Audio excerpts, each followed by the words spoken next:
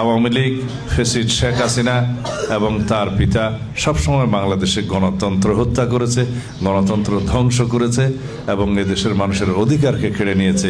একদলীয় শাসন ব্যবস্থা, এক ব্যক্তির স্বৈরতান্ত্রিক শাসন ব্যবস্থা প্রতিষ্ঠা করেছে। তিনি তত্ত্বাবধায়ক সরকার ব্যবস্থা, এই ফ্যাসিস্ট শেখ হাসিনা বাংলাদেশের সংবিধান থেকে বিলুপ্ত করে দীর্ঘ 15-16 বছর এই দেশে একনায়কতান্ত্রিক শাসন ব্যবস্থা চালু করেছিলেন। ফলাফল, এই দেশের গণমানুষ ছাত্র জনতার গণ অভ্যুত্থানের মধ্য দিয়ে বিদায় হয়েছে, পতন হয়েছে। সেই ফেসিবাদী শক্তির আশ্রয় লাভ করেছে কোথায়? তার নিজের স্থানে, দিল্লিতে। এরা ভারতীয় দল, এরা ভারতের সেবাদাস সরকার ছিল। এরা কখনো বাংলাদেশকে স্বাধীন সত্তা হিসেবে স্বীকৃতি দেয় নাই। মুখে গণতন্ত্রের কথা বললেও তারা এদেশের মানুষের গণতান্ত্রিক অধিকার হরণ করেছে, রাজনৈতিক অধিকার হরণ করেছে, এদেশের ধর্মপ্রাণ মুসলমানদের মনে আঘাত দিয়েছে, আলেম সমাজের উপরে নির্যাতন করেছে। এরা ইসলাম বিদ্বেষী সরকার ছিল। এই ফেসিবাদী আওয়ামী লীগ আলেম বিদ্বেষী সরকার ছিল এবং ইসলাম বিদ্বেষী সরকার ছিল।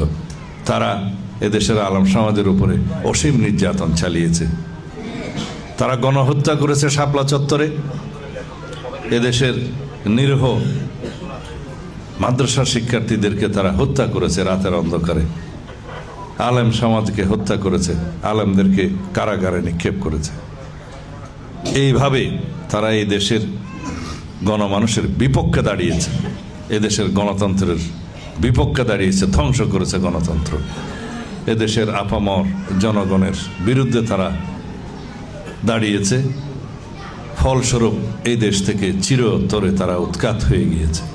সুতরাং আমরা আগামীর বাংলাদেশ কিরকম বাংলাদেশ চাই, জনগণ ইতিমধ্যেই আমাদেরকে বলে দিয়েছে যে আমরা গণতান্ত্রিক শক্তিশালী বাংলাদেশ চাই, আমরা বৈষম্যহীন বাংলাদেশ চাই, আমরা এমন বাংলাদেশ চাই যেখানে আইনের শাসন চালু থাকবে, সুবিচার থাকবে, সামাজিক ন্যায় বিচার প্রতিষ্ঠা হবে।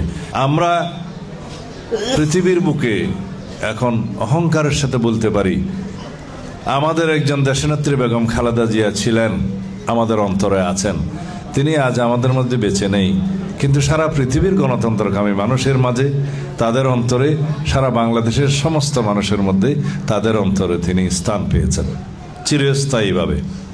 আমাদের একজন শহীদ রাষ্ট্রপতি জিয়াউর রহমান ছিলেন, আছেন আমাদের অন্তরে, যিনি বাংলাদেশের স্বাধীনতা ঘোষণা করেছিলেন, স্বাধীনতার জন্য যুদ্ধ করেছেন, স্বাধীনতা অর্জন করেছেন।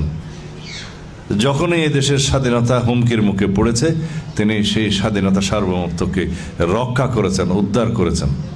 তিনি 1979 সালে বহুদলীয় গণতন্ত্রের প্রবর্তন করে এই দেশের মানুষের রাজনৈতিক অধিকার, গণতান্ত্রিক অধিকার প্রতিষ্ঠা করেছেন, আইনের শাসন প্রতিষ্ঠা করেছেন, বিচার বিভাগের স্বাধীনতা নিশ্চিত করেছেন, গণমাধ্যমের স্বাধীনতা নিশ্চিত করেছেন, এদেশের মানুষের জন্য উন্নয়ন, কল্যাণ করেছেন। এদেশকে স্বনির্ভর করার জন্য তিনি অনেক পদক্ষেপ নিয়েছিলেন, যার ফল আমরা এখনো পাই।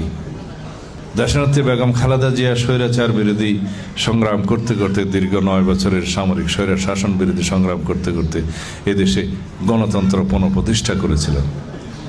তিনি সংসদীয় পদ্ধতির সরকার ব্যবস্থা প্রতিষ্ঠা করেছিলেন জনগণের দাবিতে, এদেশের চাহিদা অনুযায়ী। তিনি তত্ত্বাবধায়ক সরকার ব্যবস্থা প্রতিষ্ঠা করে নিরপেক্ষ নির্বাচনের ব্যবস্থা করেছিলেন। অপরপক্ষে আওয়ামী লীগ, ফ্যাসিস্ট শেখ হাসিনা এবং তার পিতা সবসময় বাংলাদেশে গণতন্ত্র হত্যা করেছে, গণতন্ত্র ধ্বংস করেছে এবং এদেশের মানুষের অধিকারকে কেড়ে নিয়েছে। একদলীয় শাসন ব্যবস্থা, এক ব্যক্তির স্বৈরতান্ত্রিক শাসন ব্যবস্থা প্রতিষ্ঠা করেছে।